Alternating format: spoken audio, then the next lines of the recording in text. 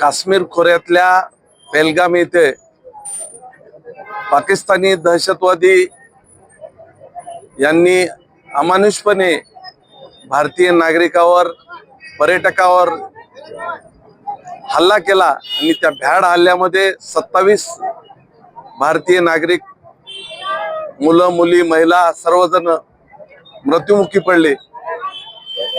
त्याबद्दल हातगाव त्याचबरोबर निवगा बाजार तामसा मार्केट कडकडीत बंद ठेवण्याचा निर्णय हातगाव तालुक्यातील जनतेनं भाजपा असो शिवसेना असो सर्व हिंदुत्ववादी संघटनांनी बंद ठेवण्याचा निर्णय घेतलेला आहे। आणि आज आम्ही डॉक्टर बाबासाहेब आंबेडकर चौकामध्ये हातगाव शहरामध्ये श्रद्धांजली अर्पण करत आहोत